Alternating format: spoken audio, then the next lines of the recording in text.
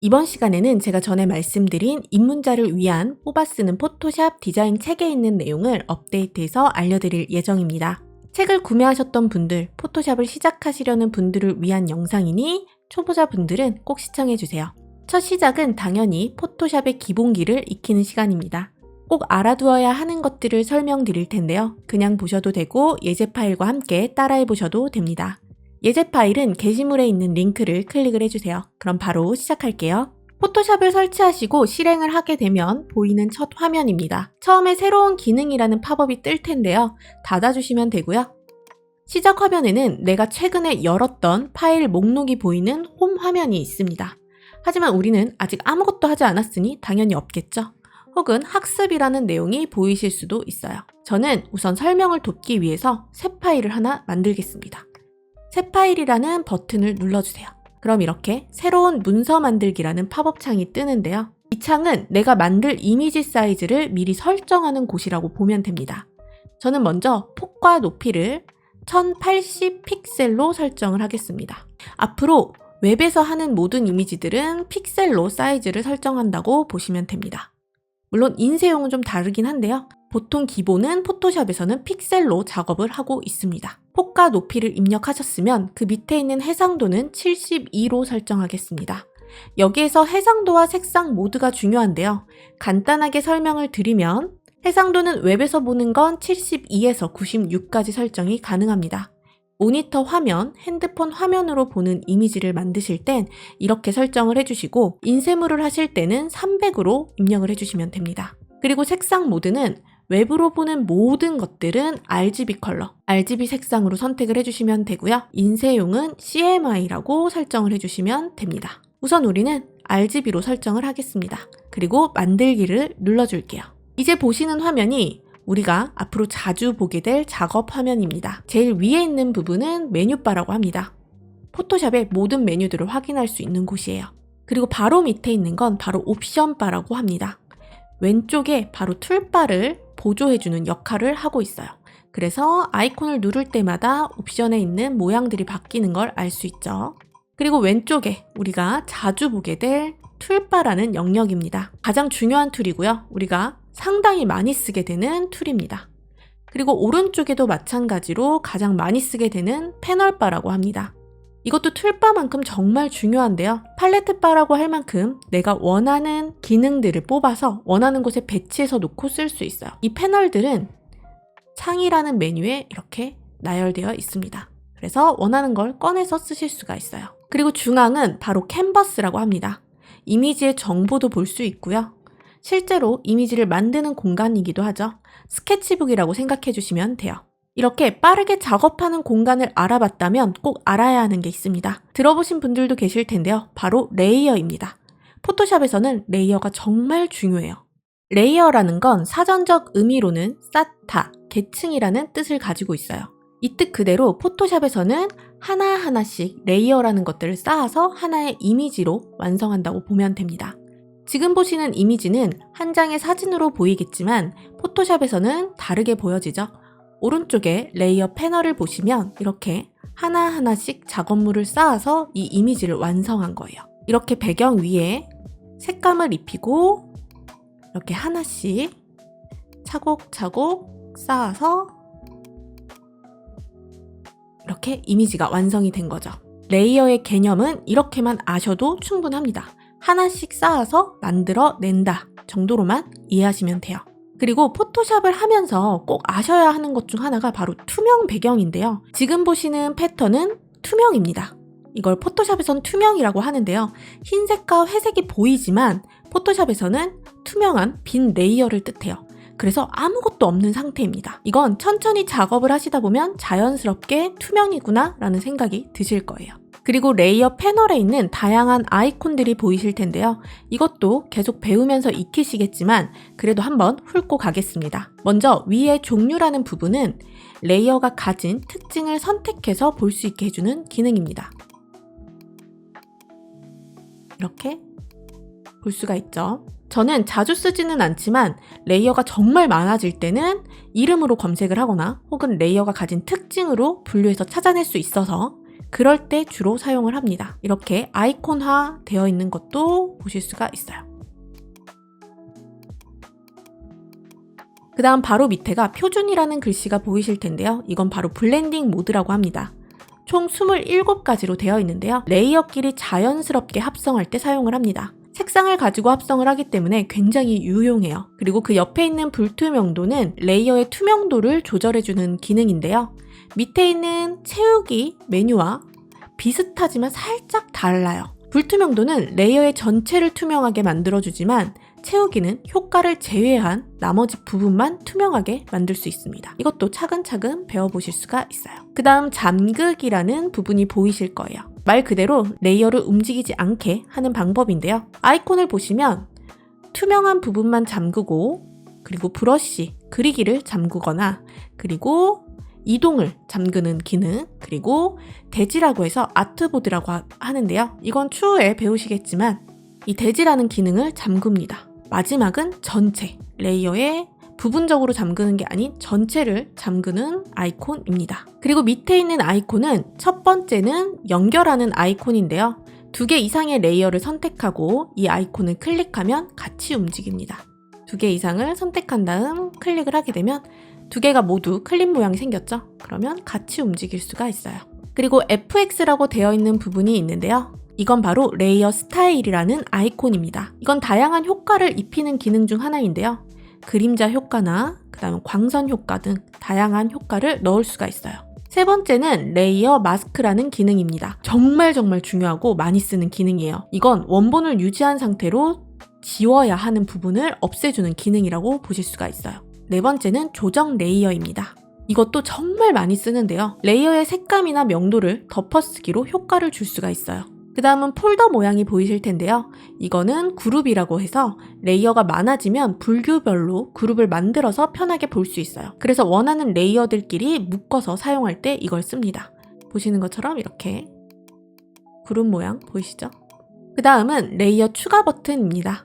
빈 레이어를 추가할 때 써요. 그리고 마지막은 휴지통 모양이죠.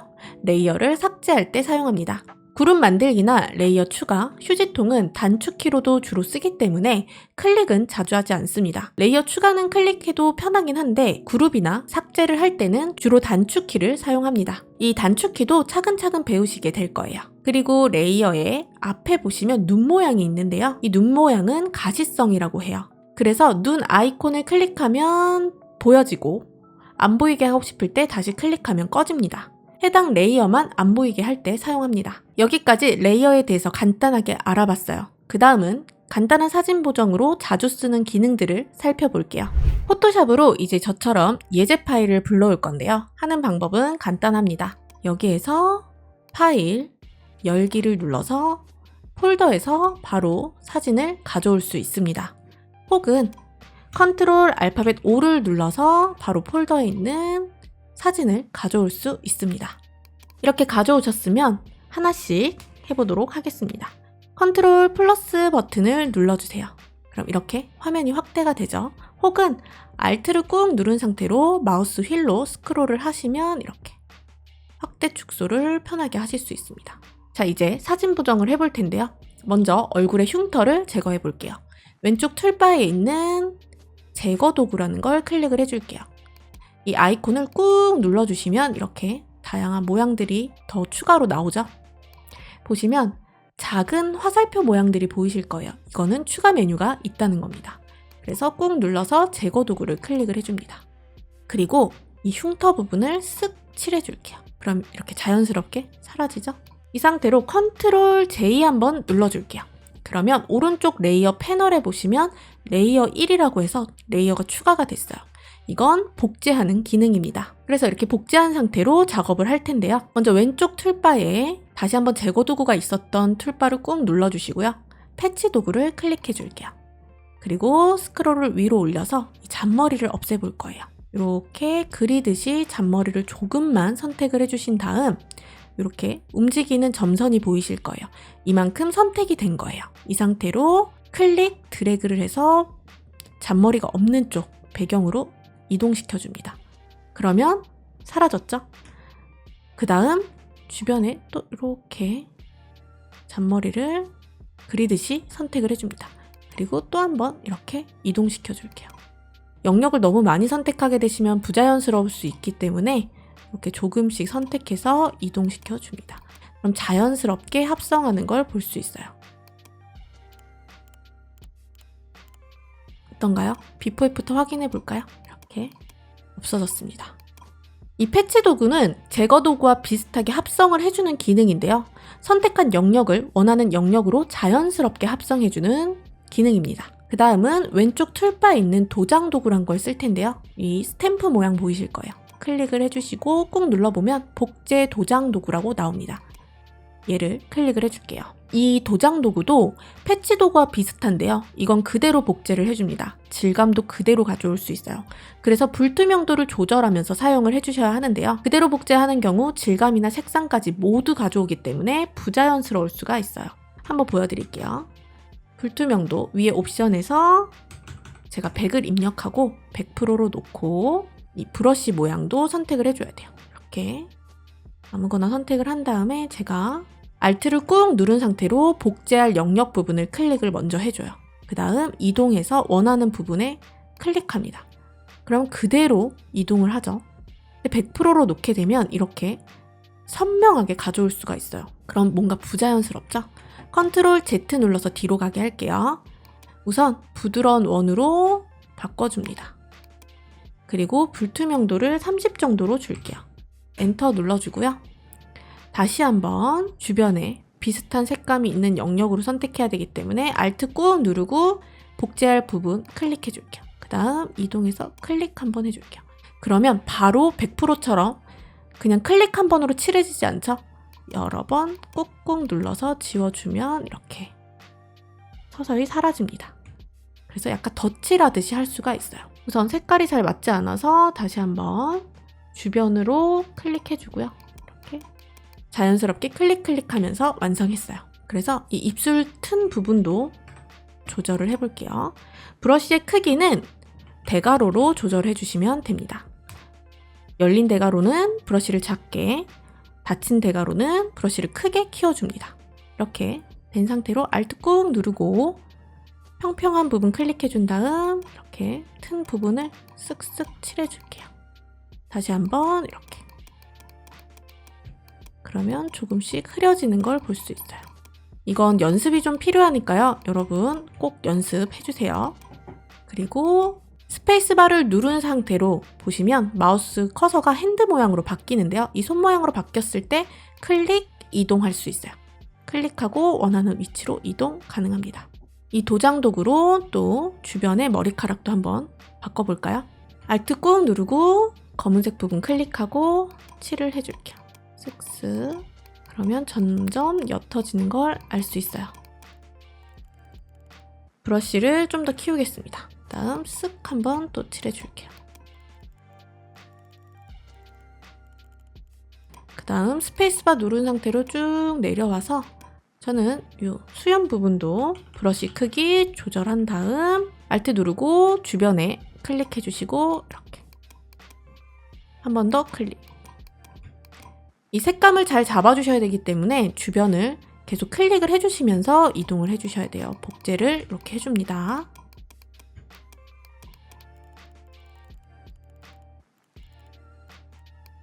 눈썹도 이렇게 칠해서 조금 다듬어 줄게요. 여러분들도 다듬고 싶은 부분들을 이렇게 저처럼 다듬어 주세요. 단, 이 피부 색깔 질감도 다 그대로 가져오기 때문에 브러쉬 크기도 조절하면서 이렇게 자연스럽게 할 수 있도록 클릭 해줍니다. 너무 색감이 안 맞는 것 같아서 이번에는 우리 아까 눌렀던 제거 도구 클릭해주고요. 이렇게 클릭해줄게요.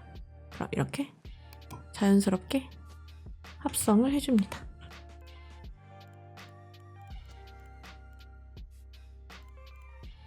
잡티들은 이렇게 제거 도구로 클릭하면서 이렇게 지워주세요.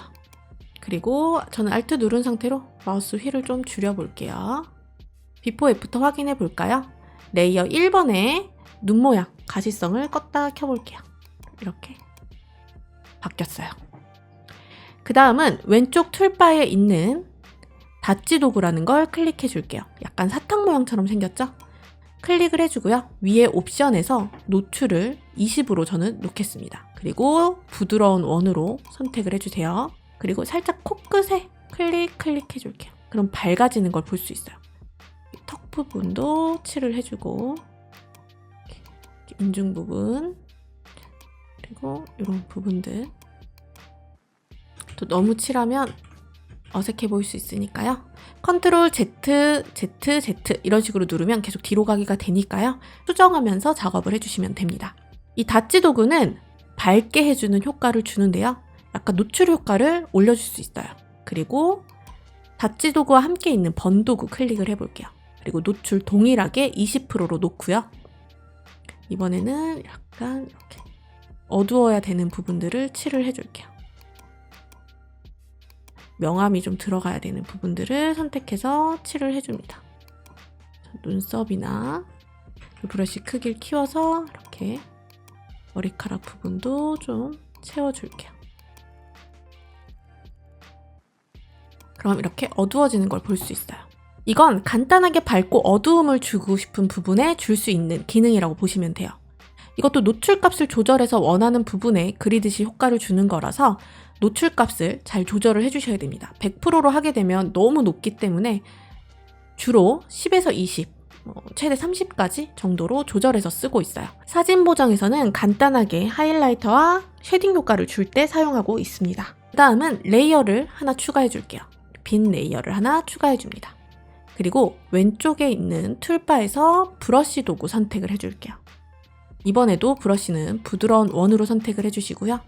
불투명도를 50 정도로 놓을게요. 그리고 이 브러쉬의 색상을 정하는 건 바로 전경색이라고 하는 이 부분이에요. 원래는 검은색, 흰색으로 되어 있을 거예요. 보시면 이 검은색 부분이 전경색이고요. 뒷부분이 배경색이라고 합니다. 전경색이 주로 브러쉬 색상을 설정합니다. 그래서 이걸 더블 클릭하면 이렇게 색상 피커가 나오는데요. 원하는 색상 아무거나 선택을 해주시고 확인을 눌러줄게요. 그리고 브러쉬 크기 대괄호로 조절하신 다음 이렇게 입술 부분에 맞게 칠을 해줄게요. 살짝 반투명하게 칠이 됐죠? 만약에 조금 더 진하게 하고 싶으면 이렇게 덧칠해주시면 100%가 됩니다. 이 상태로 우리 레이어 패널에 있는 표준이라는 글씨 부분 클릭해서 블렌딩 모드를 줄 거예요. 저는 곱하기를 주겠습니다. 그럼 이렇게 자연스럽게 합성이 됐죠? 아까 레이어 패널에 대해서 설명할 때 블렌딩 모드에 대해서 잠깐 설명을 드렸는데요. 블렌딩 모드는 이렇게 밑에 있는 레이어에 합성이 될 때 주로 사용을 합니다. 이렇게 되셨으면 이번에 레이어 한 번 더 추가를 해줄게요. 그리고 브러쉬 도구 동일하게 선택해 주시고 전경색. 이번에는 색상을 추출할 수도 있어요. 색상 피커에서 직접 선택도 가능하지만 마우스 커서를 사진 쪽으로 가져다 대면 스포이드 모양이 보이실 거예요.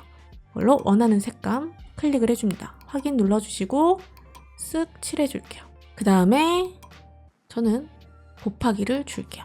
너무 진한 것 같아서 불투명도를 여기서 조절해 주겠습니다. 그럼 이렇게 여기서도 불투명도 조절이 가능해요. 자, 이렇게 얼굴 쪽에 보정은 끝이 났습니다. 이제 사진에 필터를 조금 더 적용을 해볼 텐데요. 우선 레이어 1번 클릭을 해주시고요. Shift를 누른 상태로 제일 위에 있는 레이어 3번 클릭해 주겠습니다. 그 다음에 오른쪽 마우스 클릭해 주시고 여기에서 레이어 병합을 눌러줄게요. 그럼 하나의 레이어로 합쳐졌어요. 이렇게 된 상태에서 이제 필터를 좀 입혀볼게요. 컨트롤 마이너스 이렇게 눌러서 전체 화면으로 돌아옵니다. 그 다음 우리가 이제 쓸 필터 효과는 이미지 조정이라는 메뉴입니다. 우리가 사진 보정에서는 필터 효과는 빠질 수가 없죠. 마무리 단계에서는 필터를 꼭 씌우는데요. 이미지 조정이라는 메뉴에 있는 이 다양한 메뉴들이 대부분 필터 효과라고 보시면 됩니다. 색상, 명도 조절을 할 때 사용을 하는데요. 이건 여기에도 있지만 레이어 패널에도 있어요.